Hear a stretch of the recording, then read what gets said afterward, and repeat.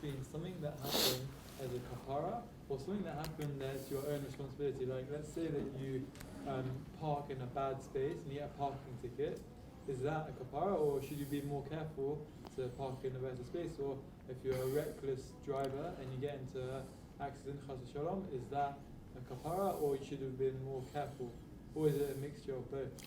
Right, so the question is, we often say that when something bad happens to you, it's a kapara for your sins. In fact, the Chazal tell us that if I do any aveira for which the punishment would be kares or misa, so in addition to tshuva, the yisurim, the suffering I go through in life, is a kapara for me.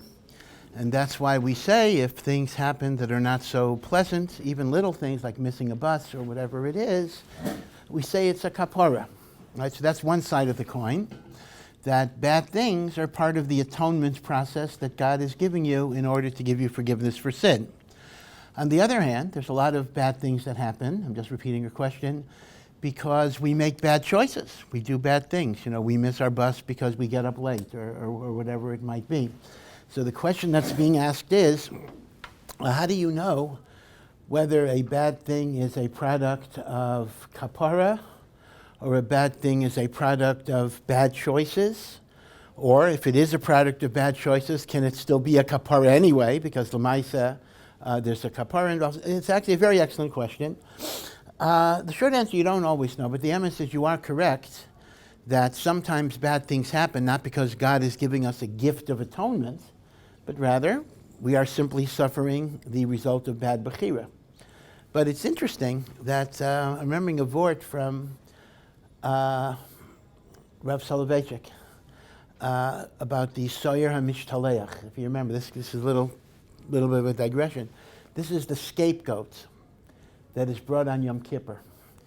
And the scapegoat is not brought as a korban. The scapegoat is dragged or walked outside of the Judean desert, and it's thrown off a mountain. And when that scapegoat dies, that's a great, great atonement for Am Yisrael, that the red string in the Beis HaMikdash turns white. And of all of the Avodah of Yom Kippur, the Soyer HaMishtaleach has even a greater kapara than what the Kohen Gadol does in the Kodesh HaKadoshim.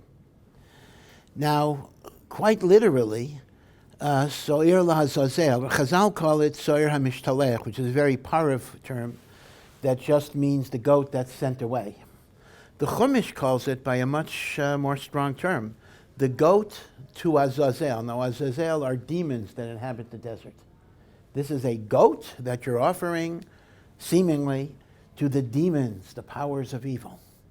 And the Ramban says that's called the shochad. It's a bribe to the Satan.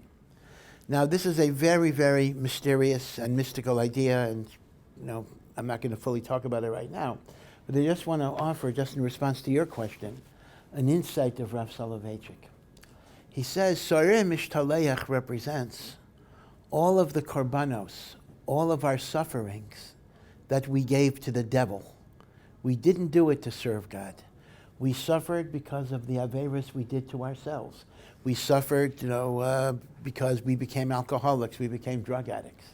It's not suffering that God gave us. It's suffering we impose to ourselves, on ourselves. And that's called the korban you give to the devils, the korban you give to the demons.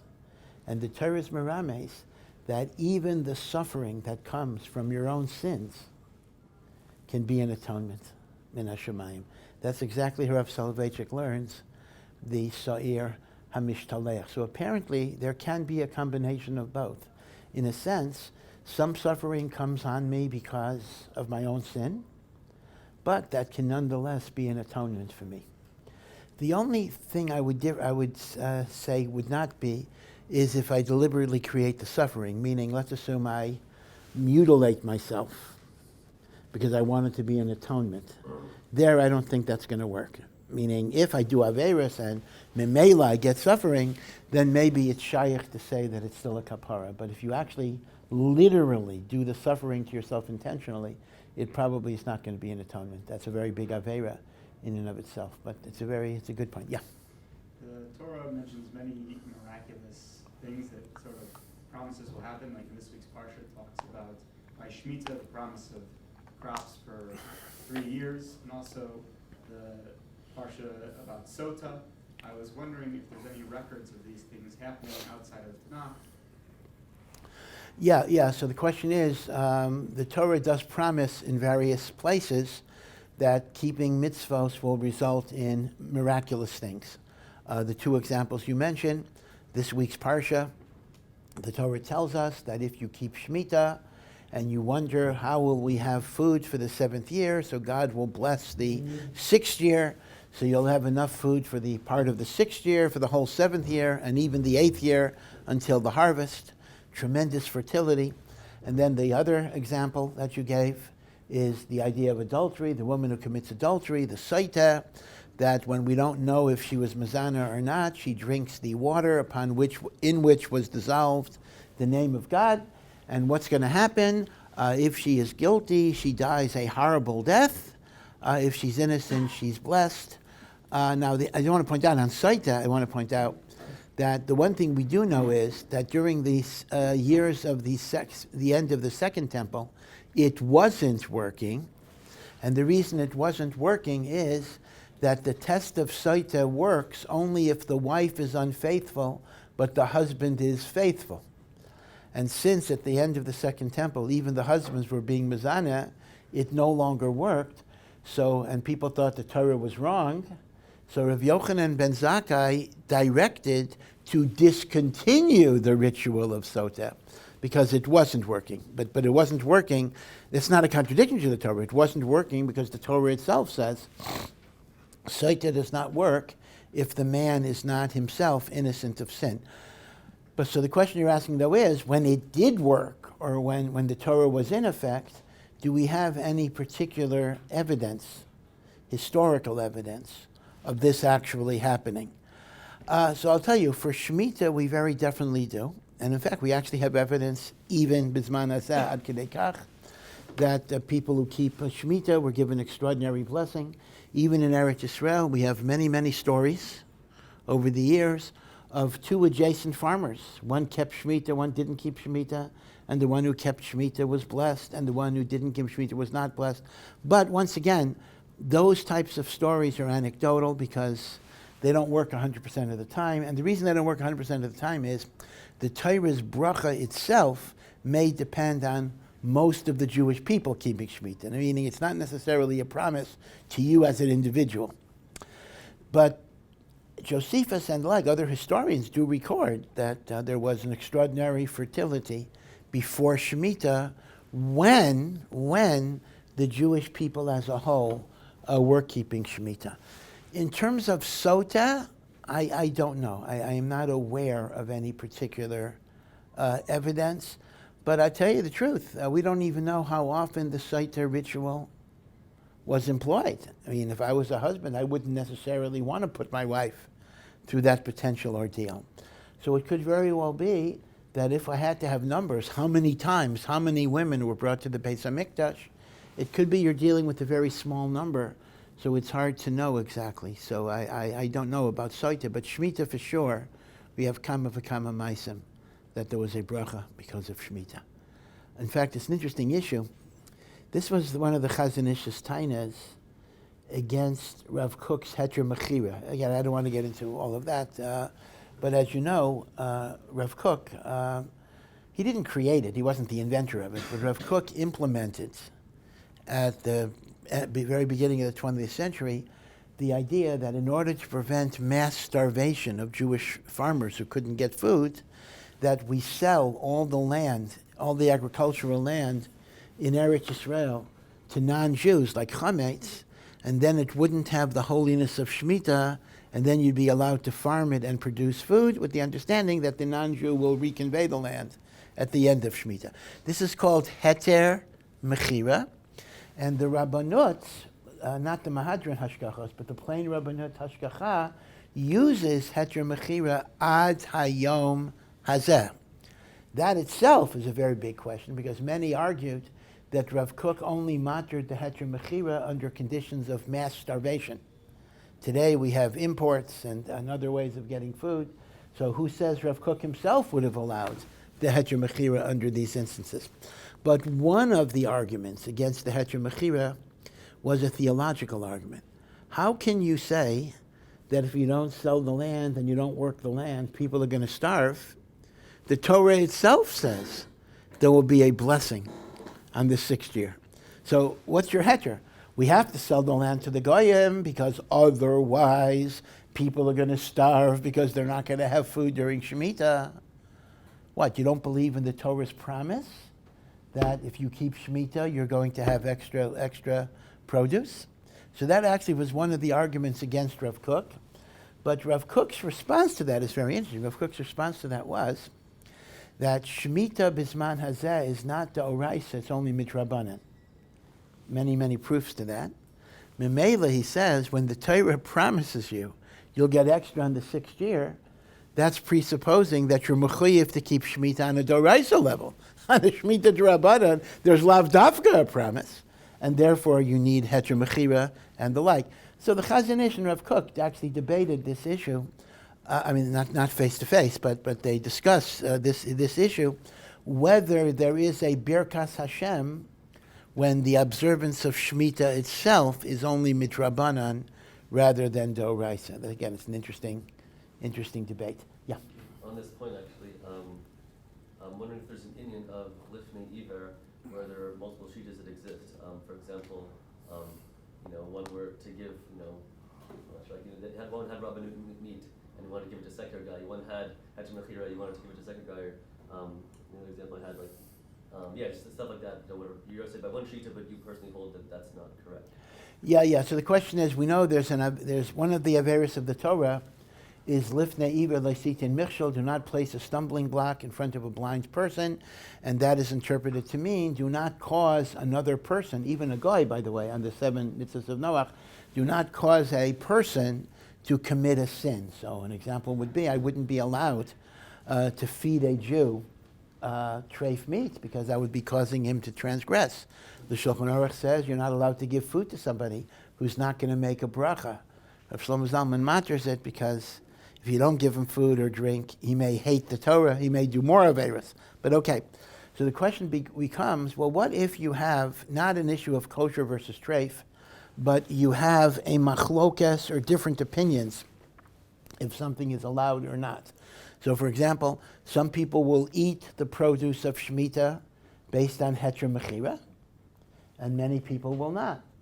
So if I inadvertently, and this happens a lot, I inadvertently bought heter mechira produce, and I don't eat heter mechira produce, but my dati liumi neighbor eats heter mechira produce. Am I allowed to give it to him even though I maintain that it's improper to eat? Am I over on lifnei iver by giving such a person heter mechira produce if I wouldn't eat it myself? Or examples about Erev. It happens all the time. There are people who don't rely on Erev. So they'll sometimes see you, let's say you carrying the Erev, so they'll say, can you carry this for me? Like you become the Shabbos guy, you become the guy. The question is, hey, if I hold that it's forbidden to carry within this Erev, then how can I tell you to carry? Aren't I causing you to sin according to my own view? So it is interesting that there is a klal gadol in the laws of lifnei iver, and that is, even if your personal practice and your Messiah is something is usher, if there are reputable poskim who permit the process, and there is another person who follows those reputable poskim, there's no aveira for you to give them. Now, there may be an aveira. Well, okay, the Erev thing is a little more complicated because you're asking them to do you a favor.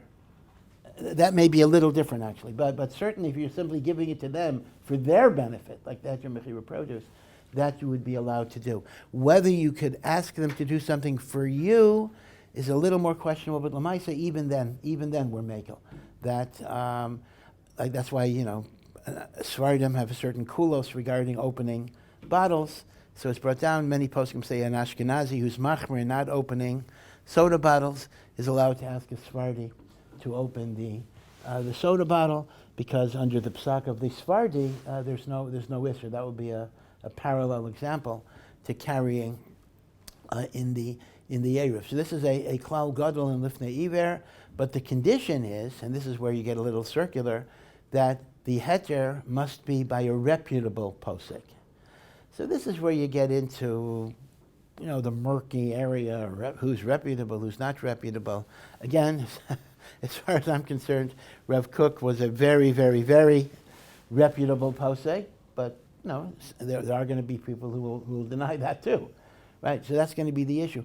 But what you see here is a very important yesod, that the parameters of lifnei iver are not necessarily described by what you maintain as usher, but rather, are there any poskim who matter the behavior that the other person is doing? And if there are, you're allowed to give it to them. Yeah. What is the significance of mourner's kaddish and chas v'shalom, someone loses a parent? What is the process of you doing mourner's kaddish of the soul and all the above? Yeah, so the idea of mourner's kaddish, which is a very, very important thing. I myself know, I remember as a child, people who they only went to shul on Shabbos, but when they lost a parent, they came, every day for Shachris, Mincha, Ma'ariv, without ever missing anything. And eventually, after that, they came to shul every day because they got into the habit over 12 months. So the truth is, the kaddish brought many, many people closer to God.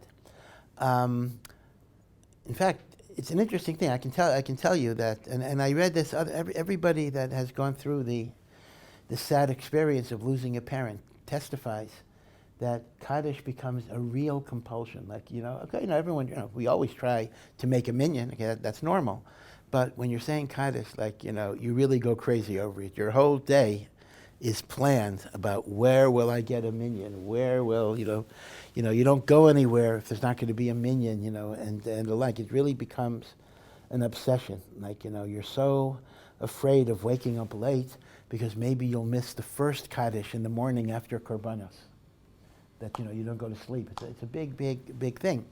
Now, the first thing to know about mourner's kaddish is that the kaddish itself is obviously not limited to mourners. I mean, we say kaddish, so many times in davening, right? We have kaddish shalem and chatzi kaddish and kaddish d'Rabbanan.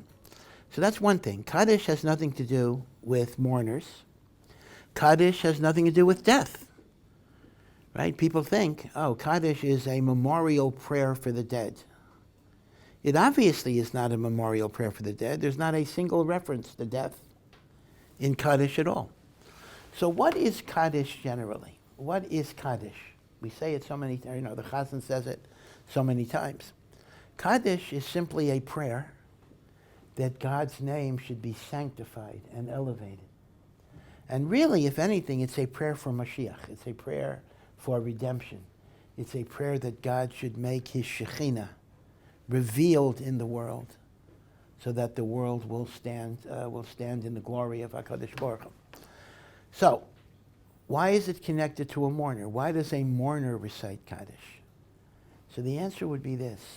The mourner recites Kaddish because every human being, certainly every Jew who lives in the world, has the potential to sanctify God's name. Some people are zocha to actualize that potential, and they do live lives of sanctifying God's name.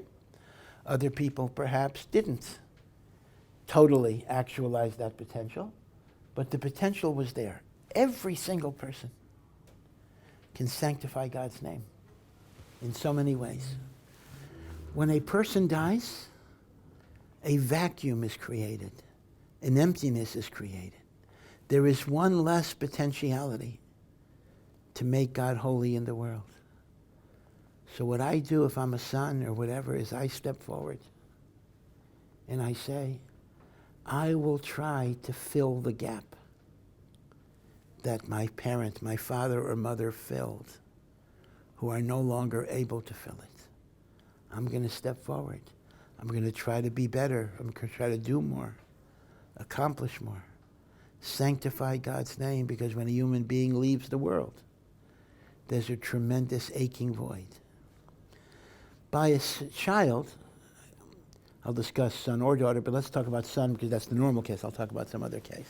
When a child steps forward and makes that commitment to God, that is a great, great elevation to the soul of the parent.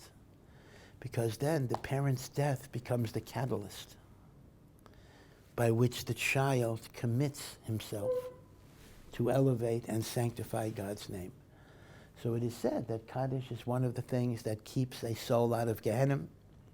The reason why mourners say kaddish for only 11 months and they don't say it for 12 months, because they have to mourn for 12 months, right? So why is kaddish only 11 months if the mourning is 12 months?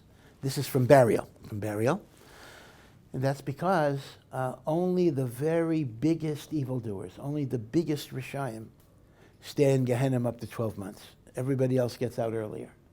And it's considered to be disrespectful for somebody to imply that their parent is the worst Rasha. And therefore, l'chavod, our parent, we stop after 11 months, but we don't do it into the 12th month. It's brought down, though, God forbid, if somebody really thinks their parent might qualify, they're supposed to say kaddish for 12 months because their mom and dad might need the extra month. So it's kind of a delicate issue, but if in your judgment they need the extra month, then you try to do it in a way that people aren't going to notice. I mean, in other words, people aren't calculating, when your kaddish period is over. So that's what kaddish is. So kaddish is something that elevates the soul of your parent by your pledging to Hashem that you will try to sanctify His name in a great way.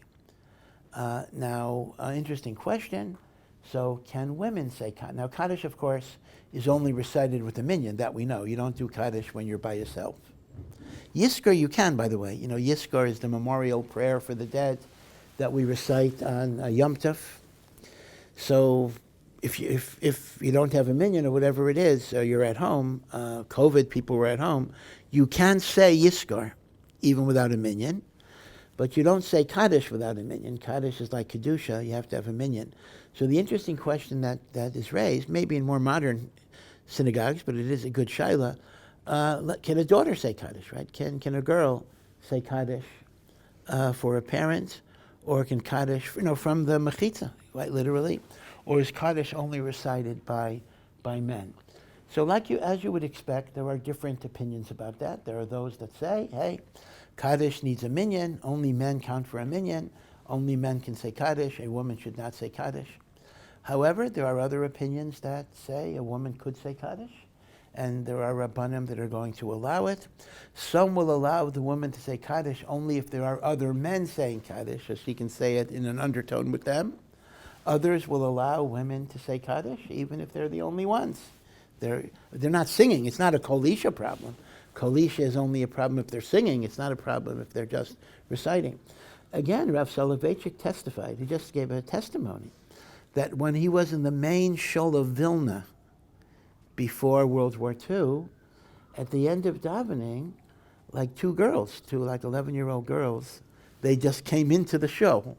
In the men's side, they came into the shul, and they recited kaddish together. Then they left. So now it's hard to know. I mean, there wasn't necessarily a rav, so you don't always know who gave them authority.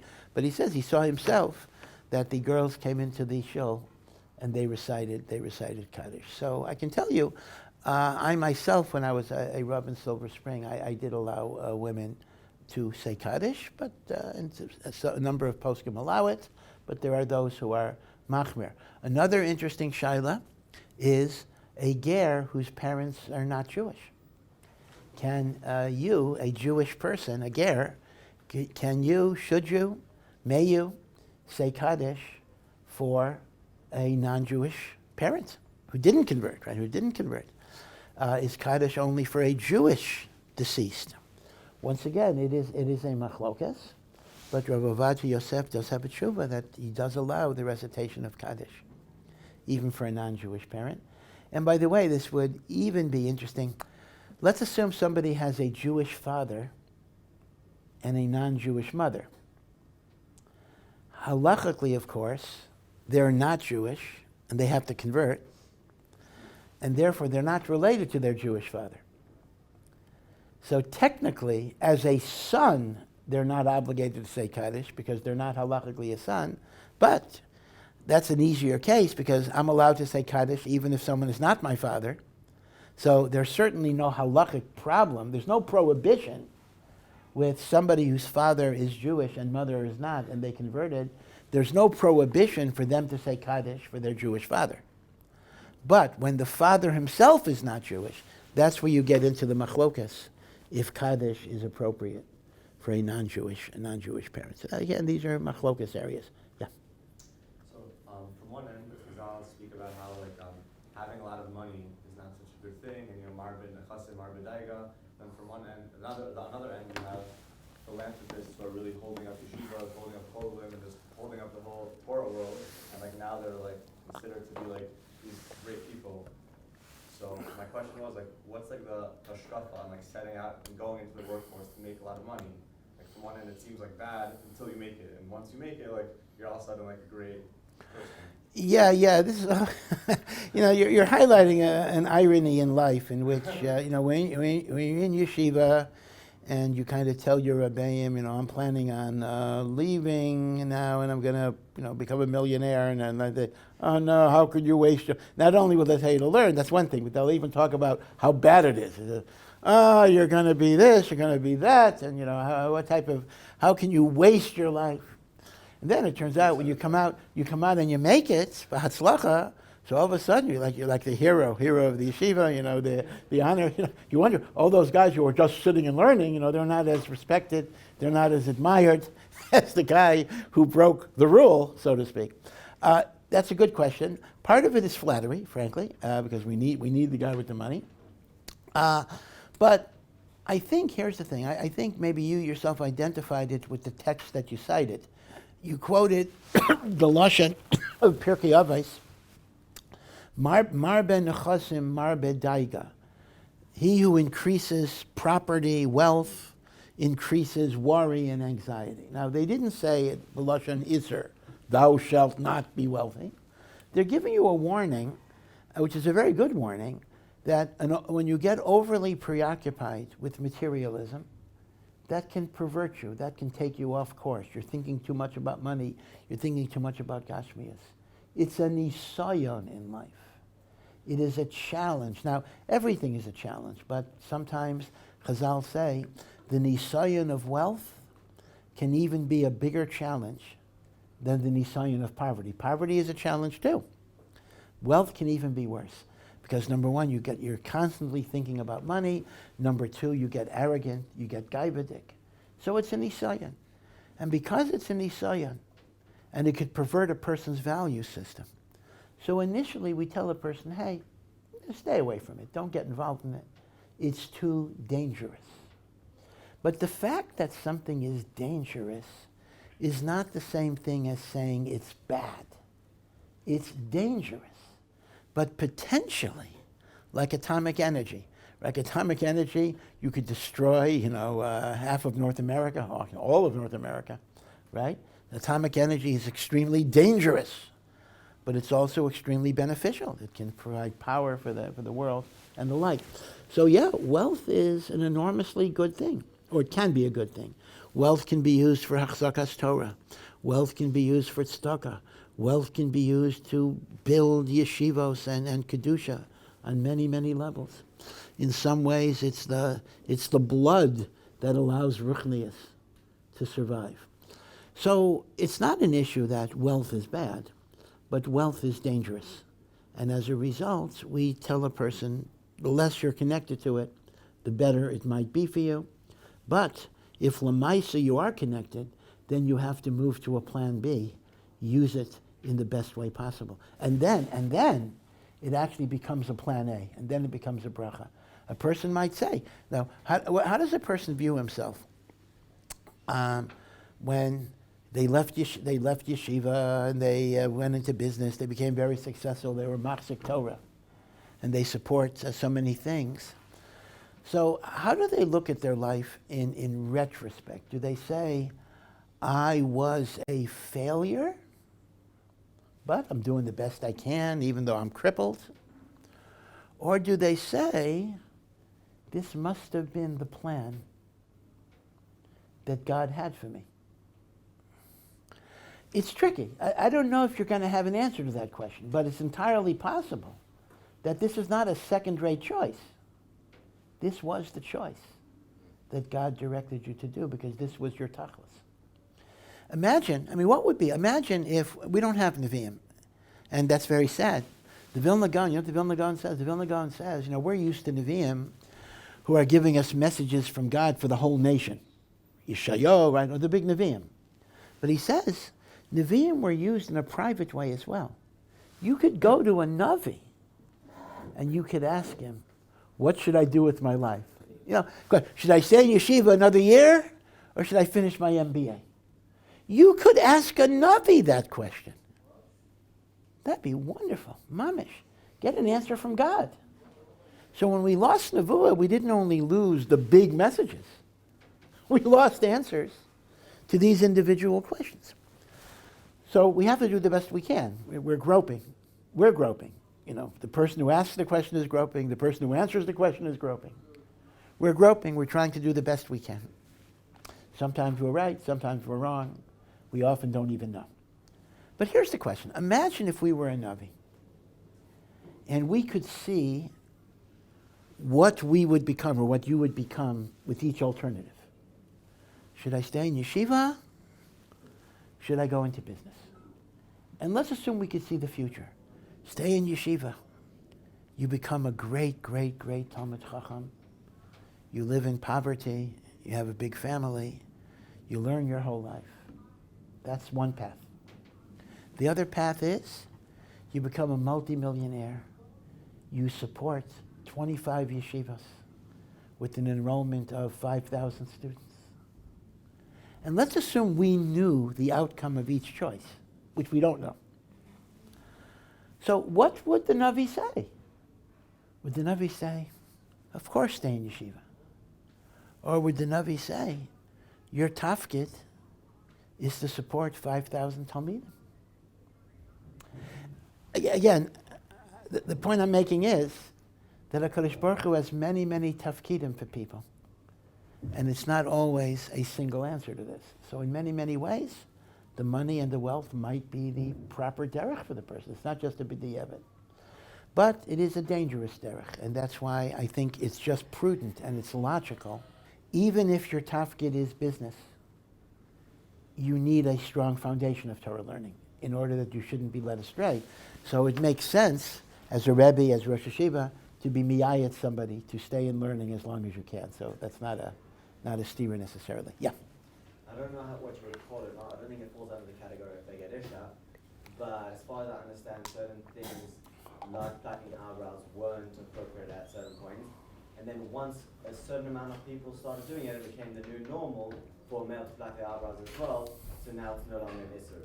What point is that, and is that reliant on the goyim? Do we say most goyim do that, so therefore it's fine for a Jew now to also do such a feminine thing? Yeah, so this is an important area. The Torah says, of course, a man is not allowed to wear a woman's garment and vice versa. So literally, the pasuk is referring to cross-dressing. And yet, Chazal have a drasha that this doesn't only refer to clothing, but this refers to any type of cosmetic care that only women were doing. If a man wants to do it out of vanity or the like, so that would be an example, by analogy, of dressing like a woman. This would involve plucking eyebrows. This would involve removing gray hair or white hair to look younger. In fact, this may involve anything to make yourself look younger than you are, because that commonly was a female thing. It was not a male thing, and it's forbidden for a man to do the stuff that women do. Again, I'm just repeating your question because I'm always asked to repeat the question. So now the issue is, in halacha, there's a very important yesod, that the definition of what falls under female adornment changes with societal norms. This is very unusual in halacha, that society defines the halacha. And that is the idea that at a time when only women would remove pubic hair or underarm hair or whatever, so then for a man to do it would be a feminine behavior. But when it becomes common in society for men to do it as well, it then becomes what's called unisex behavior. It is no longer indicative of being a woman, and therefore it is permitted for men because it's no longer an exclusively feminine behavior. Very, very strange, right? Concept that the outside world can define the halacha itself. So the question becomes, well, gee, obviously the first Jews who did that are committing a sin. So are we looking at the Goyish world? Are we looking at the non-Jewish world? The short answer is yes. You're looking at general society for this. And when something becomes very accepted in general society as not exclusively a women's thing, so that would take away the issue. The only question is, what percent, is it 51%? Is it 90%? Is it 35%, a significant minority? That's going to be a question. So obviously, misafek, you have to be machmir. By the way, that also explains pants going the other way. Obviously it's yadua that, a religious woman does not wear pants, or shouldn't wear pants. I mean, some do wear pants, but they should not wear pants. The question is, what is the isser of a woman wearing pants? So it used to be said that the isser of wearing pants is because a woman is wearing the garment of a man. The poskim say that doesn't apply today, because wearing pants is so common for women in general society that you can't look at pants as miyuchad to men, especially if women's pants are anyway cut differently and the like. So the real reason why a woman should not wear pants is not because it is a male garment, but not to wear pants because if it's form-fitting, it accentuates the body, and therefore it's forbidden for that, which is a tznius concern, nothing to do with Beged Isha. And that's why, I don't want to get into controversial heterim, but when you have very, very loose and baggy pants, there is a makom to be lenient, because once you're not accentuating the female form, the only problem you have is Beged Isha, and Beged Isha is not a problem because pants are widespread in both. So you are correct, it is a societal thing. So just to touch on the percentage where you said you should be going to chumrah, what percentage is the chumrah? 50%, but at what point? It would seem that once you've gone over the 50% mark, you could be makel at that point.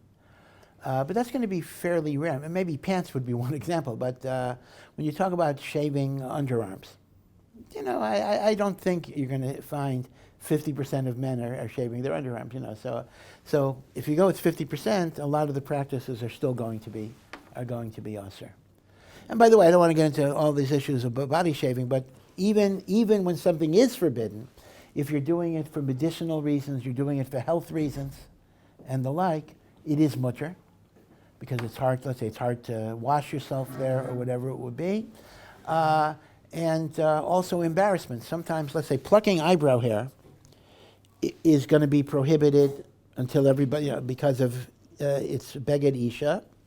But let's say a person has a unibrow, right? It goes all the way through, and they're a little, I'm not saying they should be embarrassed, but sometimes people are self-conscious or a little embarrassed about it. So it's brought down that anything you do, not to look better, that's feminine thing, but to avoid embarrassment is bichlal not within the Isser. So anything that is embarrassing for you, you are allowed to be masakin. Okay? Yeah. What is the significance of the tefillah Ana BoKoach, and why do we say it during Sefiras HaOmer? Yeah. So Ana BoKoach, Gedula Shemincha, which actually some people actually say it in the korbanos every day. You may notice in that part of the davening. Others of us, most of us, will say it before L'cha Dodi, Friday night. And there is a minhag to say it, Sefiras HaOmer. Again, the yeshiva minhag, the Litvish minhag is not to say it, but it's in the siddur. Ana BoKoach Gedula Shemincha Tater Tzarura. And this is a very, very, very mystical prayer. that talks about releasing the Shekhinah from its enslavement. That because of our Averos, Kavyachal, HaKadosh Baruch Hu is in Golus with us and cannot reveal himself. And we pray, Tatir Tsarura. Ana, just take the first line. Ana, please, B'kayach Gedula Shemincha. With the greatness of your right hand. That's the midah of chesed, which is God's right. Tatir Tsarura. Release that which is tied up. On one hand, it's the Jewish people were tied up in Galus. It also means releasing Hashem into the world. Hashem Kavyachal is in Galus with us.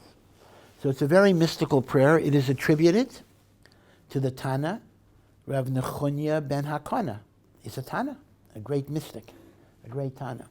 So there's a tremendous, tremendous power to it. The connection to Sefira is it has 49 words. And therefore, each day of Sefira is mechuvan keneged. Remember, we spoke this morning about the mystical significance of every week of Sefira. It's keneged the 7 lower Sefiros. And every day within the week is keneged the 7. So the first day of Sefira is chesed shebechesed, the loving kindness within the loving kindness. So based on the idea that every day and every week is mechuvan keneged a Sefira, Ana BoKoach is mechuvan keneged the 49 days of the Omer. And therefore, the Mekubalim said to recite such a prayer, having kavana, that each word is mechuvan keneged the particular combination of the day. Chesed of chesed, gevura shebechesed, tiferes shebechesed, and the like. And that's why we say it. One second.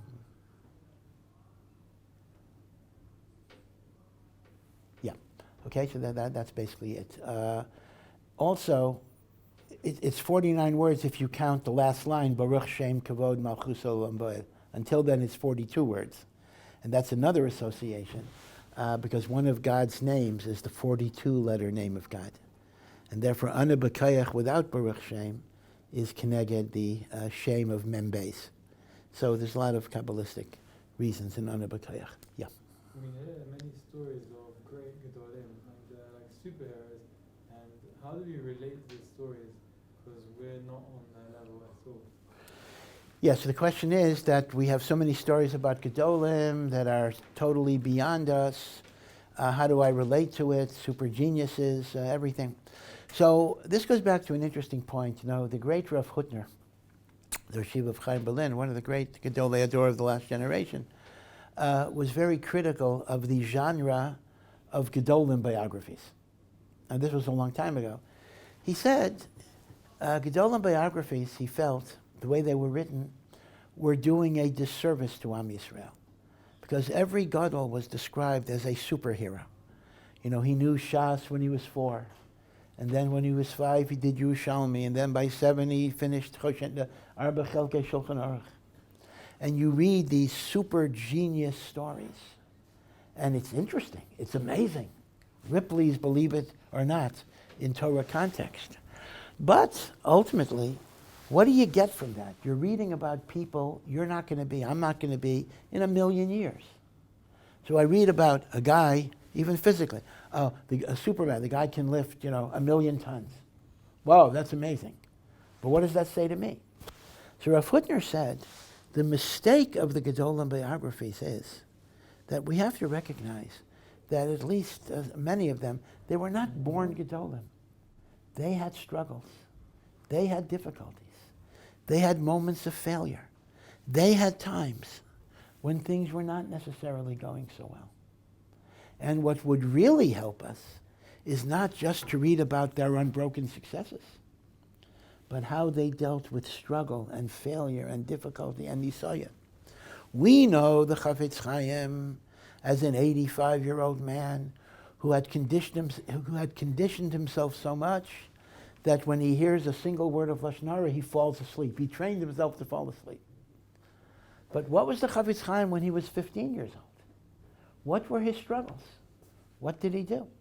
So Rav Hutner said You can learn a lot more by looking at the failures and the mistakes that great people made than just to read about their successes. So he felt that the hero worship nature of many Gedolim biographies was actually a disservice. And he points out that the Torah itself is not written that way. When the Torah writes about, again, you have to be careful, but when the Torah writes about Avram, Yitzchak, Yaakov, Yosef, his brothers, Moshe, Aaron, Kallah, Israel, the Torah records mistakes. The Torah records, of course, all of these people are infinitely greater than us. That's not the issue. But the Torah does not try to whitewash sins and mistakes.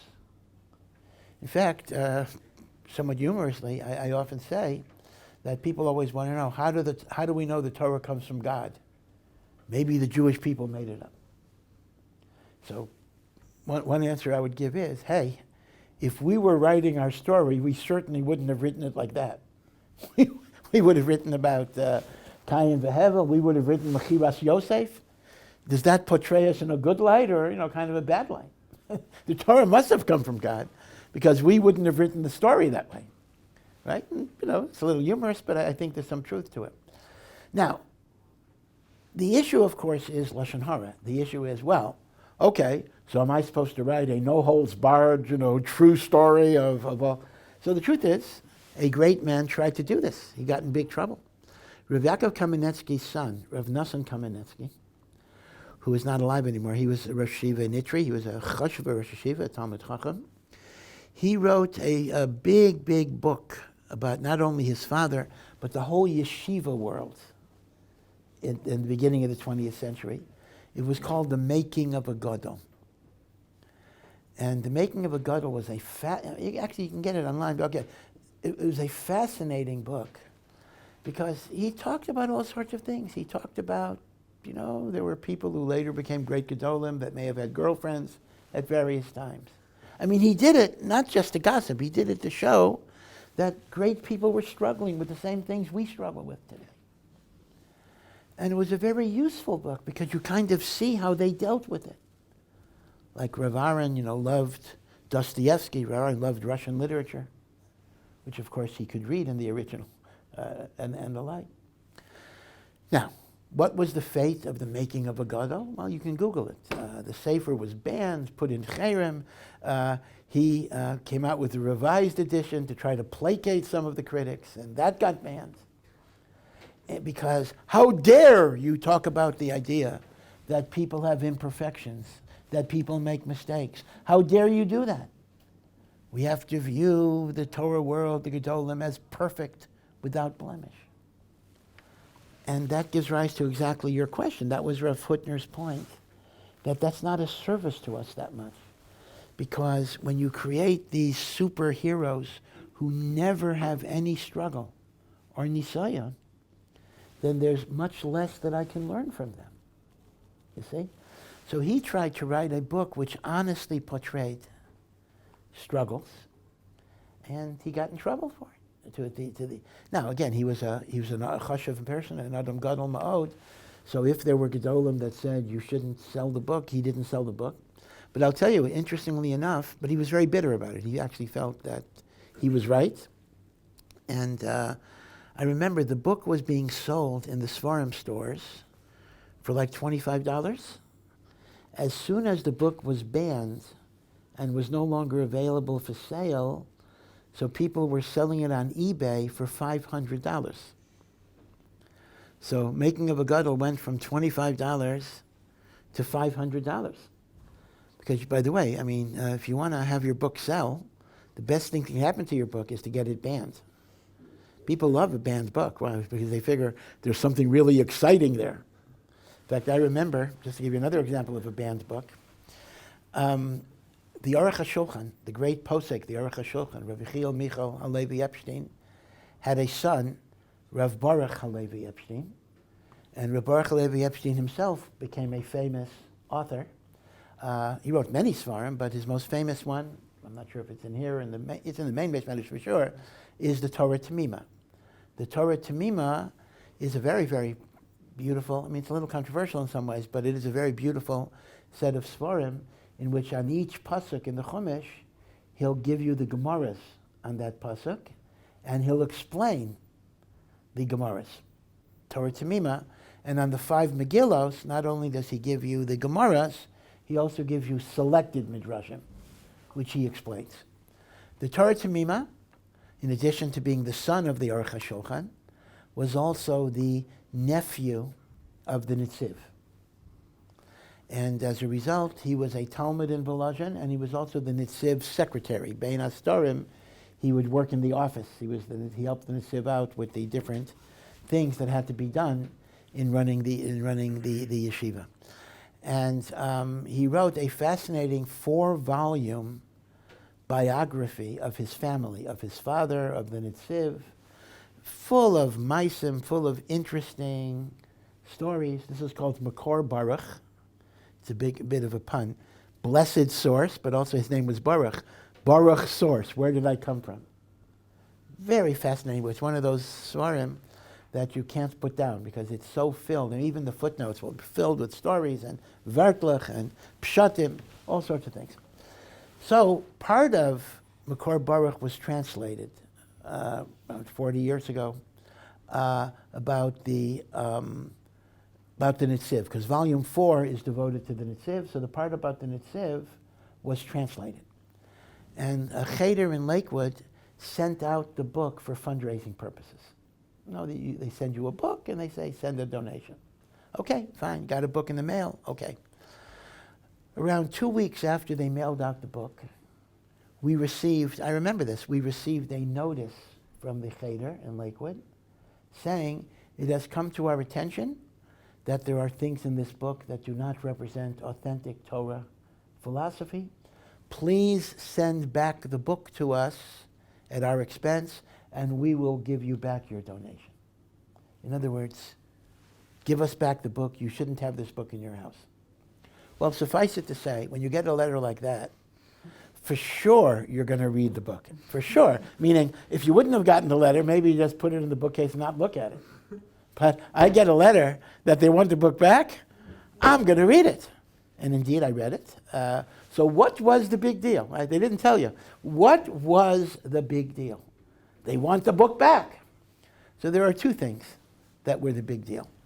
Number one, in the book, he discusses a debate that he had with the Netziv's wife, the Netziv's first wife, in which she was complaining that how come women can't learn Gemara? He says, she loved to learn. She would read Chumash and Ramban and Malbim. She would be doing everything all day. He says, why can't women learn Gemara? So they thought that was pasnish. It's not possible that Netziv's Rebbetzin was complaining about women not learning Gemara and the like. So that's treif. The other thing was the whole story involving the closing of the Volozhin yeshiva. It was makubal in the yeshiva world. The Volozhin yeshiva, the greatest of the yeshivas, was closed by the Russian government in the 1890s by the Tsar. I think 1892. I'm not sure, I don't remember the exact year. But it was makubal because the Russian government demanded that they have to put in secular studies. And the Netziv said, it is better to not have a yeshiva than introduce secular studies in the yeshiva program. And that became the Messiah, why the Volozhin yeshiva closed down, and that was used as the argument against YU and against Lander and even against Ner Yisrael that allowed guys to go to college. The Netziv closed down Volozhin because of secular studies. So the Torah Tamima, who was a Talmud at the time, and he was the Netziv secretary, said, that's not the reason, or that's not, you have to understand, the Russian government made the following demand. They said, you're only allowed to have learning until 1 o'clock in the afternoon. The entire afternoon, from 1 o'clock onwards, has to be secular studies. And for health reasons, bogus health reasons, the yeshiva had to be closed after 7 p.m. So the Torah Tamima said, at that point, the Netziv made a cheshbon. You can do more learning sitting in a base medrash. In other words, the Netziv Hitainas was not against 1 or 2 hours a day of instruction in Russian. He was against something that essentially was destroying the yeshiva. And that's why it was closed. So apparently, that was kind of treated as illegitimation of secular studies. So in the Lakewood Hashkafa, the book had to be rescinded because it was totally treif. Now, the emes is, the Torah Tamima was an eyewitness. He was there. He is recording what happened. So this is an example where sometimes we cover up the truth because we want to advance a higher purpose. And that's a serious problem, right? So I'm just giving you another example of that issue. By the way, I do want to say, just for the record, because I'm hypersensitive to negative mail. I won't call it hate mail, maybe it's too strong of a term. I realize that the truth of the matter is this is still a live machlokas to this day. The Nitziv had two sons. He had more than two, but two sons who were involved in the yeshiva. The older son was Rav Chaim Berlin, the one who's the yeshiva in New York is named after. And he came to Yerushalayim, he was ultra Haredi. He worked with Rav Yosef Chaim Sonnenfeld. And the other son was the Ben Zekunim, who was born when the Nitziv was very old, was Rav Meir Berlin, who kind of Hebraicized his name to Rabbi Meir Bar Ilan Street. And Rabbi Meir Bar Ilan was also a Talmid Chacham, but he became a very, very, very prominent religious Zionist leader. So interesting conversations, I imagine, between the brothers if they talked. So Rav Chaim Berlin was ultra Haredi. Rav Meir Bar Ilan was a great, great Zionist. And it's interesting that they have a machlokas about why Volozhin closed. Rav Chaim Berlin said that his father told him, I closed Volozhin because I would not allow any secular studies, which is the conventional narrative. Rav Meir Bar Ilan said the Nitziv was not against secular studies. He simply didn't want the extent to which they were demanding it. So it is a machlokas ad hayom hazeh. So I'm not here to be machriya, but it's interesting that the Lakewood wanted to recall the book because they didn't like the account that the Torah Tamima gave. Again, you're dealing with crazy. I don't want to get into it. I mean, it comes into. Actually, I do want to get into it, but I don't want to spend too much more time than I'm spending. It comes into the idea that the more modern person gives a more modern interpretation, the less modern person gives a less modern interpretation. So people are coming with their own biases in terms of how they interpret the reality. But it's very, very fascinating. And I do want to say, though, that recent biographies of Gedolim are a bit more balanced. And here I'll give a credit to Jonathan Rosenblum. He's a from person who is a well-known writer, and he's written many, many biographies for Art Scroll, Rav Dessler, and Rav Yaakov Kamenetsky, a number of others. And one strength of his biographies is he shows you the struggles that they went through. And therefore you can learn from them because you can see the different nisyonos that they had in life. So in many, many ways, the Gedolim biographies today are better than they were maybe when Rav Hutner made his famous statement. Yeah. Rebbe has spoken in the past about situations where Negia is mutar. I'm sorry, what is mutar? Negia is mutar. Most commonly in medical care, I suppose maybe they're getting a haircut too. I know some people are makel there. The question is a situation where someone personally feels uncomfortable either touching a woman or being touched by a woman, even though it's maker din mutar. What should we do?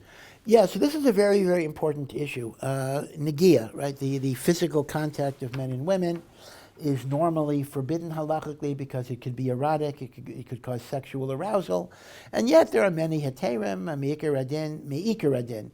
You could go to a woman barber, you can have a woman doctor, because these are touchings that are not done out of friendship or love.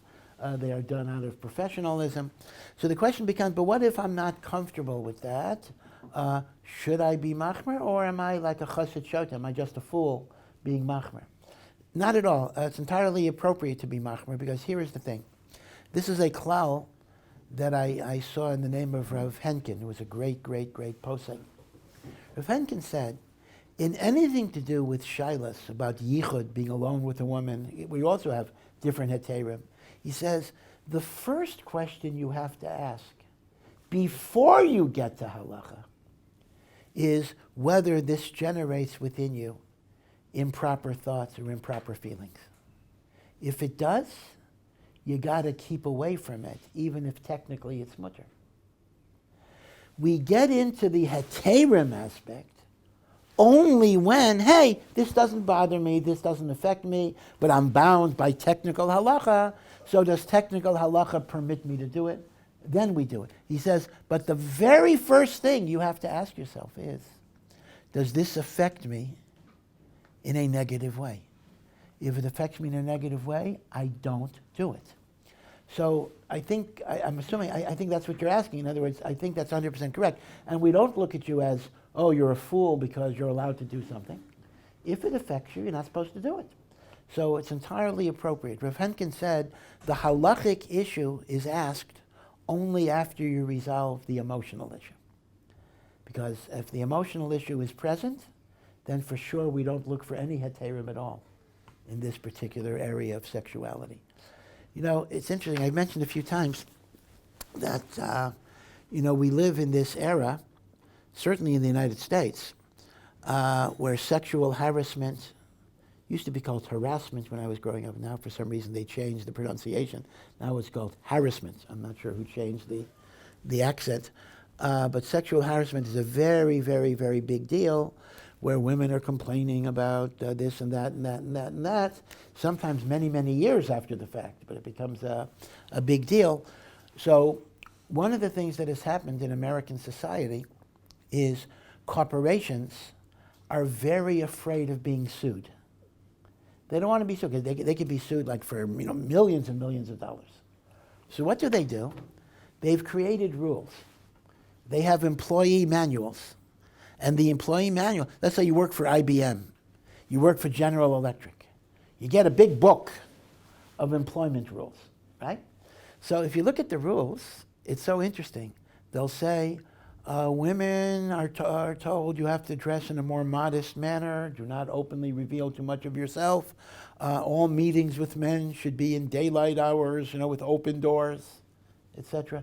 It's almost like these books are translating parts of the Shulchan Aruch, which is so funny because people look at these Jewish rules about yichud and can't be alone with a woman, negiah, can't shake a woman's hand, and they say, oh, this is primitive, this is old-fashioned, it doesn't make sense.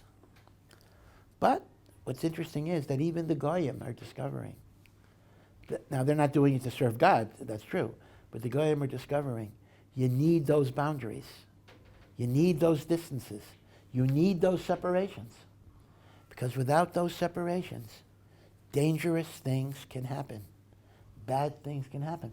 We can laugh at it. We could say, a person could laugh at it and say, oh, old-fashioned, primitive, Middle Ages, Puritans, whatever it is. But the funny thing is that modern society is coming to realize that these rules make a lot of sense. Because sexual urges can be very, very, very, very strong, and it's very, very easy to cross lines. And Rahman al-Islam, even religious people, religious Jews, have sometimes crossed lines with no original intention to do so. But things happen. So, I'll give you a concrete example. Halachically, am I allowed to go, to be controversial, to a woman therapist? A woman therapist. Let's assume there's no yichud because the door is open, other people are in the office, there's no negiah, even there's not any physical touching. So if we were to ask, halachically is it mutar? The answer would be, yeah, halachically it's mutar. But what's the story here? I have a man telling a woman, or vice versa, about the intimate details of their life, what's important to them, what's not important to them, the struggles they go through, and someone is listening and someone is encouraging me. That develops emotional connection. Emotional connection to physical connection. Not so far, you see? Now, I know that this is controversial in the religious therapeutic community, in which a therapist will say, how dare you insult, how dare you imply that if a man's seeing a woman or a woman seeing a man, we're going to cross lines. I understand that. And Baruch Hashem, I'm willing to say that in the majority of cases, it doesn't happen. Okay. But in a minority of cases, it does happen. And in some cases, it can be a very, very devastating and destructive issue. So that would be an example, I think, of something that on one level is halachically 100% mutar. But it's a dangerous thing. And therefore, it's a path that we try to avoid. Yeah. So, my question is, what's the reason for agarta in the Gemara? And is it... I'm sorry, what's the reason for? Agarta, you said? Yeah, so what's the reason that we have that? Is it meant to be taken literally, or is it a drasha? And especially sometimes it kind of contradicts something from the Torah. So for example, I was learning in the Midrash, it was saying that Og Melech HaBashan was once sitting on the wall of the city, and his legs were touching the floor. So which means he was hundreds of amos long. In the Chumash, when it's explaining the bed that he was sleeping on, it was like 10 amos long. Yeah, 9 amos. Yeah, that's big, but it's not. I was wondering, what's the do we take which one do we take literally? What's the agarta? Yep. Excellent question. So, but you're asking actually two different questions. Your first question is, what's the purpose of why the Gemara contains agarta? So there are a lot of reasons why the Gemara contains agarta. One reason, which is maybe superficial, but it's a reason that's brought down, is it gives us a break from the difficult, head-breaking analysis of hard halachic topics. Right? I'm sure you had this experience sometimes that you finally breathe a sigh of relief when you finally hit some agarta. You get to relax a little bit. Now, the truth is, agarta, in terms of language, is actually harder because the Aramaic, for various reasons, the Aramaic in agarta is harder. I'm not sure exactly why. I think because the halachic vocabulary of Gemara is fairly limited. If you actually look at the words that a sugya uses, it tends to use the same words over and over again. That's why they say, if you know, I don't remember the number, but if you know like 100 words of Gemara, you can translate virtually every page of Shas. But in agarta, the vocabulary is richer. So the truth of the matter is, in terms of translation, agarta is actually harder. But it's generally easier in terms of content. So one explanation of agarta is it's a break. But the deeper explanation of agarta is agarta, and the Rambam discusses this in his Hakdama to Mishnah, which is really his Hakdama to Torah Shebaal Peh. Agarta was a vehicle where Chazal express very deep religious and spiritual truths. The way it's described is, halacha is the body of Judaism, and agarta is the soul of Judaism. Halacha tells you what to do. Agarta helps us what we should think and what we should feel. And you need the neshama in the guf. Now it's true, without a guf you can't serve Hashem. So I have to go through the halachic issues. But agarta are what you would call the morals, the values. Now, the Rambam says a very, very important question that people raise. The Rambam writes, now this is not in that Hakdama, this is the Hakdama to Perek Chelek, which is all agarta. Some people say, every single thing Chazal say is absolutely emes. And if you deny it, you are a kofar and an apikoros. If Esther had a tail, Esther had a tail. That's one group of people. There's another group of people, the Rambam said, who say, Chazal made up stories, baba maises. A lot of it is made up, a lot of it is superstition. We don't have to believe it. The Rambam says, Group 2 are apikorsim, because they're kofar in the truth of Chazal. Group 1 are righteous people, but they're foolish, they're stupid. So Group 1 are idiots, and Group 2 are kofrim. Choose your poison. So what's right? The Rambam says this is a false binary. The issue is not, is Agadata true or is Agadata false? Of course Agadata is true. But what does it mean to be true? Is truth a literal thing? Or is truth that there are spiritual ideas that Chazal conveyed through stories, mishalim, parables, allegories? So the Rambam developed the idea, which is taken up by many others after him, that Agadata is a way of conveying spiritual ideas in the form of mishalim that are not always intended to be taken literally. So when it says Vashti had a tail, it doesn't mean she had a tail, but it means Hashem made a miracle that she didn't want to go out to Achashverosh, even though she was an exhibitionist. So they say, it's Ke'ilu she had a tail.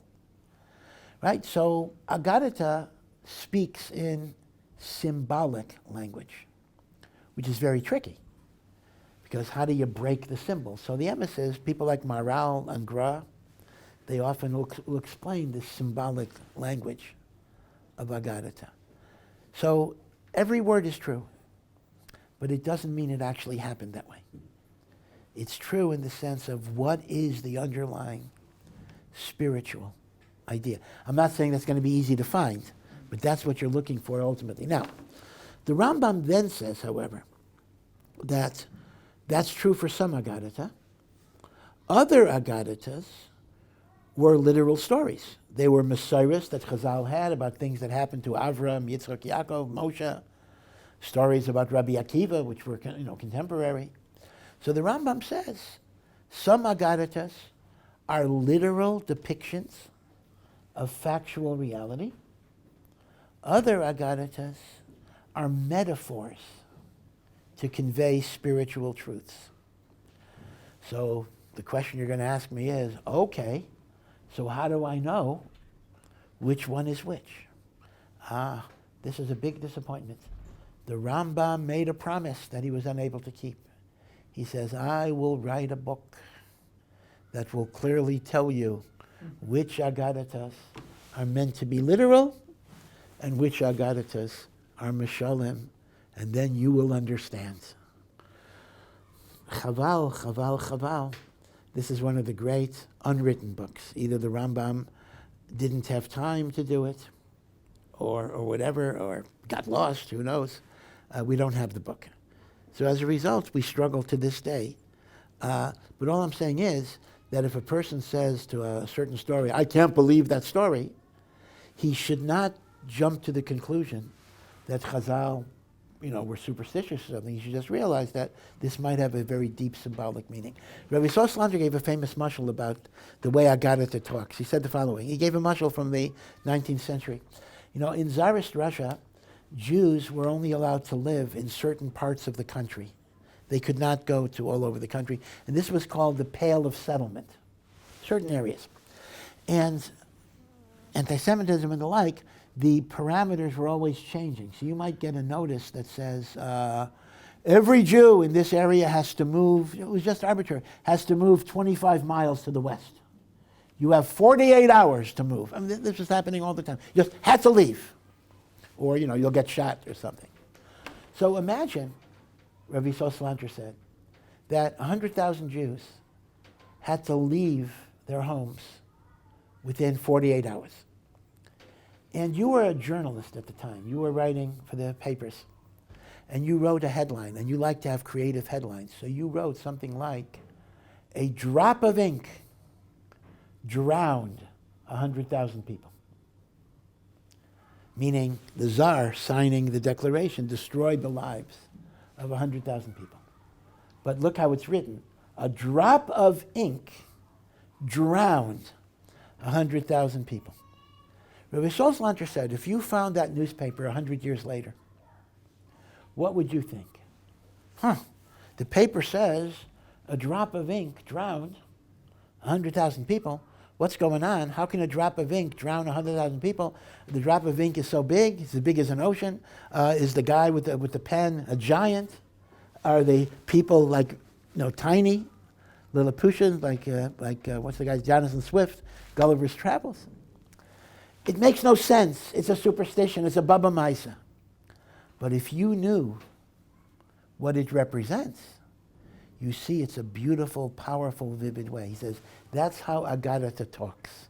Agadata talks poetic, symbolic language. But it's conveying something very, very true. Right? So one should never, never be mezalzel in the wisdom of Agadata. The Vilna Gaon writes in Mishlei that in Agadata are all of the secrets of the Torah. All of the secrets, all of the Kabbalah is in the words of Agada. By the way, it's brought down in Sfarim that there's a special Maila to learn Agadata on Shabbos, whether it's the Agadata of the Gemara or the Agadata of the Medrash. Remember, Agadata includes Midrashim as well. Okay, so that's a little bit of it. Yep, I didn't hear you. The case of Og? Yes, that would be an example. You're not mechuy. I mean, and even with Moshe himself, it says Moshe Rabbeinu was 10 amos high. Well, 10 amos high, 20 feet. And it said, what does it say? And it said he threw a spear to Og Melech HaBashan. He only reached Og's ankle. 10 because Og is, again, the Maharal himself says this does not mean literal. Moshe Rabbeinu was probably of the same height as everybody else. But it's kind of a metaphor. When you talk about somebody's spiritual greatness, you kind of say his neshama was 10 amos high within a body. Like he had more neshama than could be kept into a body. So Agaditas like this are bichlal not meant to be literal. But as I say, Chazal also did have mesoros about historical events, meaning Chazal did have certain traditions that certain things happened. For example, the story of Avraham in the fiery furnace. That's not in the Chumash. The Chumash does not say Avraham was thrown into a fiery furnace. Elamai, Chazal had a Masorah that happened, and we assume that this was an unbroken Masorah, not just from Sinai. This was, I'm not even saying we got it at Har Sinai. We got it from Avraham, meaning we got it all the way back. A lot of these Masorahs are older than Matan Torah. They were the traditions of the people. You see, we didn't just hear it at Sinai. Okay, so that's Agadata. Yeah. What is Geula physically and spiritually, and is Geula an individual or national phenomenon? Yeah, so what is Geula physically, spiritually, and is Geula a national phenomenon or an individual phenomenon? So once again, Geula is a very, very broad term that has many repercussions. In terms of the basic definition of Geula, it is the reestablishment of Malchus Beis David. It is the ingathering of the exiles of the Jewish people back to Eretz Yisrael. It is the rebuilding of the Beis HaMikdash. It is the bringing of peace into the world. That is what you might call the physical components of Geula. Spiritually, what Geula represents is the opening of our heart to connect to HaKadosh Baruch Hu in an intimate way. Meaning it's not just having a Beis HaMikdash, that's a building after all, but it ultimately means to feel the presence of HaKadosh Baruch Hu and have love in our heart and reverence, Yiras Hashem and Avas Hashem and the like. Now, seen in that way, therefore, Geula can exist on some level individually even before it exists nationally. When a person turns to Hashem with all of their heart, they do tshuva, they learn Torah, they are achieving a certain level of inner redemption, even before all of these other events occurred. So there is the Geula of the Yachid. In fact, what do we say in Shemona Esrei? It's interesting, right? Right before Shemona Esrei in the morning, we end the bracha, Baruch Atah Hashem, Go'al Yisrael. Blessed art you, God, this is past, who has redeemed Israel. In Shemona Esrei, we have also a bracha. We ask Hashem to redeem us, and we end, Baruch Atah Hashem, blessed art you Hashem, Go'el Yisrael, who redeems Israel. So why before the Amidah, Geula is a past event, and in the Amidah, Geula is a present thing. So it all depends on context. In Birchas Kriya Shema, we're talking about Yetzias Mitzrayim. We're thanking God for Yetzias Mitzrayim, Kriyas Yamsuf. So that's a past thing. Blessed art you, God, who redeemed us in the past in Mitzrayim. In Shemona Esrei, we're actually not even referring to Mashiach. That comes a little later. We're referring to the fact that every single day, Hashem gives us the capacity to become redeemed. Goel Yisrael. You are the Redeemer every single day. So that, I think, highlights the idea that even before Mashiach, there's a certain geula that a person is able to attain. In fact, in some ways, what brings Mashiach on a national level is the degree that each individual can achieve a certain state. When enough individuals achieve a state of inner geula, then everything else is going to come into play. Yeah. If Cohen impregnates a non-Jewish woman who converts during the course of the pregnancy, would the son be a Cohen? Would the son be a Cohen? In other words, she got pregnant from in other words, the Cohen was with a non-Jewish woman. She conceived from the non-Jewish, she conceived from the Cohen. She converts while pregnant. Will the child be a Cohen? No, the child will not be a Cohen. In fact, the emes is, even if the Cohen was with a woman after she converted, let's say a woman converts, a Cohen marries a converted woman. A Cohen is not allowed to marry a converted woman. So if a Cohen marries a Giores, the child is called, he's Jewish, he's born Jewish, the child is called a Chalal. A Chalal is not a mamzer, but a Chalal is not a Cohen, meaning any child the general rule is, any child that is born from a marriage that a Kohen is not allowed to have, that child is a Chalal, and that child is not a Kohen. Right? And many of you, I think, learned Maseches Makos.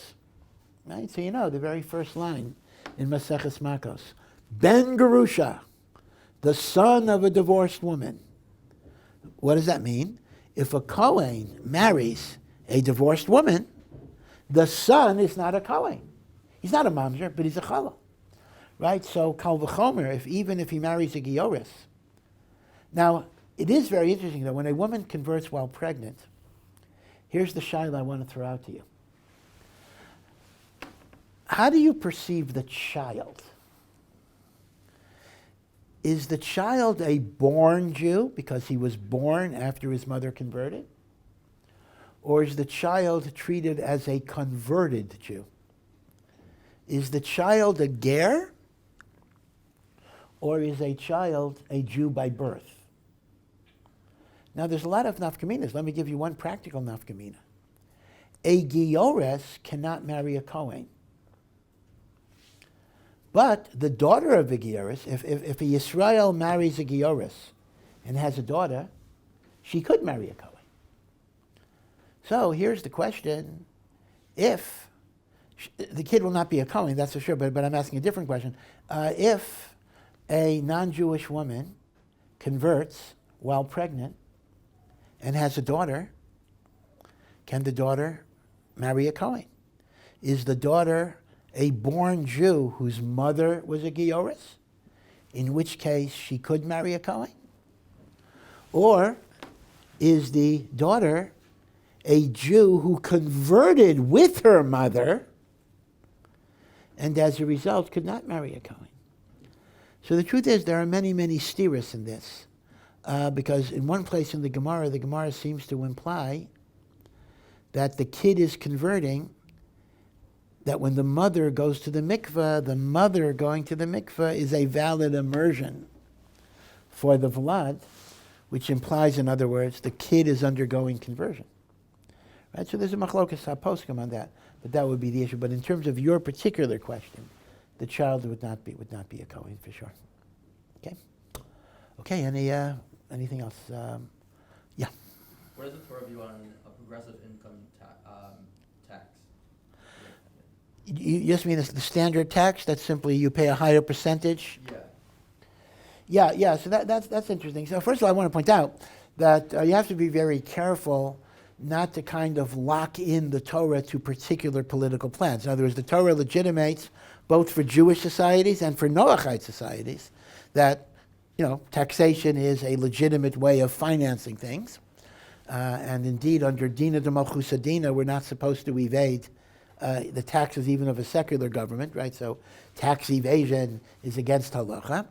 But to kind of say, the Torah endorses progressive income tax, I think is a bit of a question. The most logical position would be that the Torah is in favor of a flat tax, because let's look at Meiser. Let's look at all of the tax structures that are in the Torah. You got to give Truma to a Kohen. You have to give Meiser to a Levi. Now let's take Meiser, because Truma can vary. Every person, every farmer in Eretz Yisrael has to give 10% of their crop to the Levi. Now that means even if I'm a multi-millionaire that has hundreds of thousands of acres, I give 10%. And if I'm a very small farmer, I give 10%. We don't say the guy that has more acres has to pay a higher percentage, right? I don't know. I assume you all know what a progressive tax is. A progressive tax basically means when you make more money, not only do you pay more taxes, that's obvious. Well, that, at least in theory. I mean, rich people have ways of getting out of taxes, but that's another issue. But at least the theory is, when you pay more money, the percentage that you pay is higher. So a person with a little income might pay 10%. A person with a higher amount of income may pay 15%. In the bad old days, before Ronald Reagan, the highest tax rate in the United States was 70%. 70%. That's almost as bad as Israel. Israel today is not so far from that, actually. Taxes here are awful. Okay. Anyway, so the thing is, that's called progressive, meaning it's not just rich people pay more, but they pay a higher percentage. So I'm just suggesting that the Torah seems to endorse the notion of a flat tax, meaning everybody pays the same percentage. Now, it's been pointed out that a flat tax is actually called a regressive tax, because it actually means the poor are suffering more. Because if I have very little income, what I'm left with is much worse than what the rich guy is left with. Okay, but on the other hand, it is also more equal because everybody is paying the same percentage. So that, I think, would be the way you look at it. Yeah. Before candlelighting, they play music, even during Sefiras. Yeah, that's interesting. Yeah, that's a very good question. During the Omer period, the minhag is we don't listen to music. And yet, when it comes to candlelighting, announcing the coming of Shabbos, so they still play what they play, even though it's during Sefira. It's a good hara. I'm not sure that they should, and I'm not necessarily saying there is a heter to do it, but it could very well be that maybe, I'm not sure who paskin, I mean, I'm assuming the Rabbanut must have approved this. I mean, again, I'm not saying the Eidach HaRedis approved it, but there must have been somebody who approved it. I don't know who establishes the music anyway.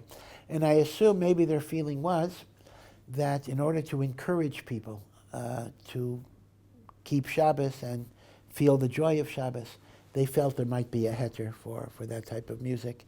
Not so much for Haredi people who benkach are going to keep Shabbos, but maybe it would encourage the less religious to get into the spirit of Shabbos. But you're right. It's actually schwer. It's a little difficult why they allow it. Yeah.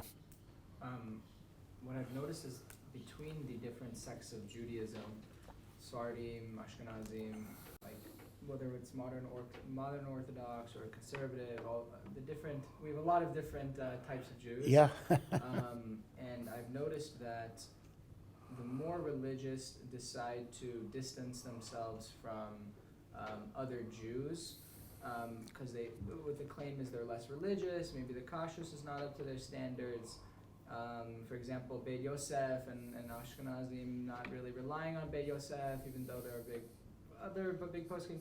My question really is this what we should be doing? Because I feel like it's separating Jews from each other. If this Jew can't eat at this person's house because it's Beis Yosef, when really Beis Yosef it's good. I mean, it's authorized by many people, So my question is this really separating more people than it is doing good?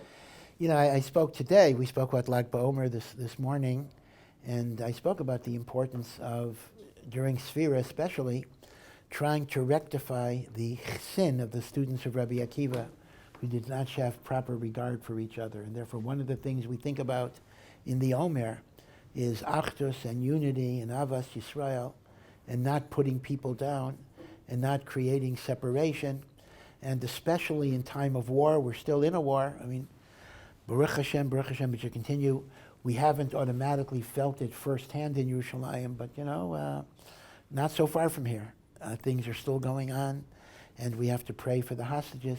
And Achdus is very important. That's one of the sources of Hashem's bracha. So on one hand, you're 100% correct. We need to have less separation. But on the other hand, you know, there's always another hand, because if I want to raise my children a certain way, and this is what I want my family to be, and I'm afraid that by exposing them to different things, those values are going to be undermined, you can understand why I want there to be a separation. Now, this is a genuine dilemma. I think there needs to be more achdus, there needs to be more unity, there needs to be more togetherness. We have to break down the bridges. But at the same time, a parent who is worried about negative influences can be a real fear. I mean, let's assume, you mentioned hashgachas, okay, that's one thing. Let's assume, for example, that I want to raise my children without an internet. By the way, I'm not even saying that's good. I'm just saying, but that's my decision. I think that exposure to the internet is bad. But there are friends who are still religious even, that, you know, they watch videos and they do all sorts of things, and if they're not religious, and even more so. So I could say in the abstract, it's a wonderful thing. We should all get together. But, you know, what's going to happen? My kids are going to want this and going to want that. So I'm not answering your question. I mean, your question is a really, really good question. I wish and I hope that we would have ways of coming together, and we have to look for it. But at the same time, I don't want to disparage a parent who's worried about negative influences. I will say one thing, though. Sometimes we worry about the wrong thing. I'll give you an example that comes up a lot. Let's imagine you're a Baal Tshuva whose parents are not religious. You're religious, your mom and dad are not religious, and you have kids, you're living in Eretz Yisrael, you're Haredi. So I often get certain questions like this. I get questions, should we allow our children to spend time with their grandparents since their grandparents are not so religious or not religious at all, and blah, blah, blah, blah, blah, and we're afraid it'll be a bad influence. But let's assume that grandma and grandpa, Bubby and Zadie, are good, righteous, solid, moral people. So we're so afraid that maybe they'll use a Rabbonut Hechsher, and therefore they can't have my kids. But, on the other hand, if their friends are Haredi, but they have awful midos, they scream and they yell and they lie, oh, that's fine. They're within the fold. We're looking at the wrong thing. Meaning, we think, bad midos, not a big deal. But non-Haredi, no, that's a tragedy. Heter Mechira, that's a tragedy. And in reality, it's the other way around. Bad midos are much more contagious. When it comes to kashrut standards, I could educate my kid. I could say, listen, these are the hashgachas we eat. And whatever. I remember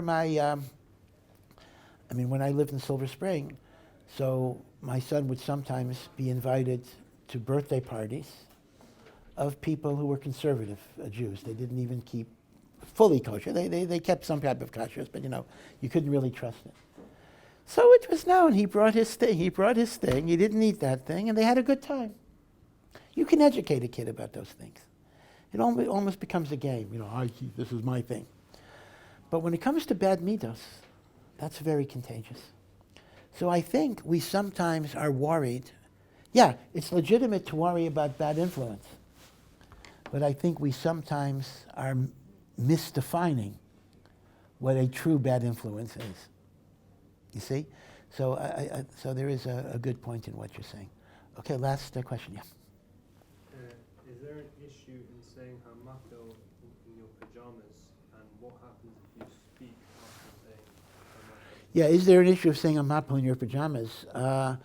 No, there's no. Well, again, most people I think say hamapel in pajamas. Now, I see your point. Your point is it kavod for a bracha to be in your pajamas? In theory, I can see your point. But on the other hand, given the fact that you're supposed to say hamapel as close to your falling asleep as possible, I think fakert. I think it's better to say it in your pajamas. What are you going to do? Put on a hat and jacket and say hamapel. Now, what about talking after hamapel? So this is also an interesting halacha. There is a halacha that you're not supposed to talk after hamapel. That's why it should be as close to falling asleep as you can manage it. It's brought down that some people wouldn't even say hamapel because they thought they were going to talk. The psak halacha, however, is that it is better to say hamapel and talk than not to say hamapel. So don't skip hamapel because you're going to talk. Try not to talk, but lemaisa, make the bracha anyway. And the truth of the matter is, if you need to talk for some reason, if it's relatively important, you're allowed to.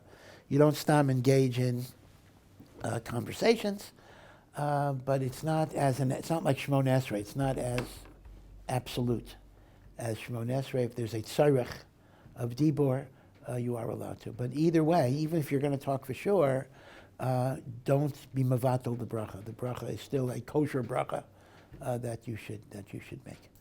Okay, all right. Have a good day. Thank you for listening to this Samayach production.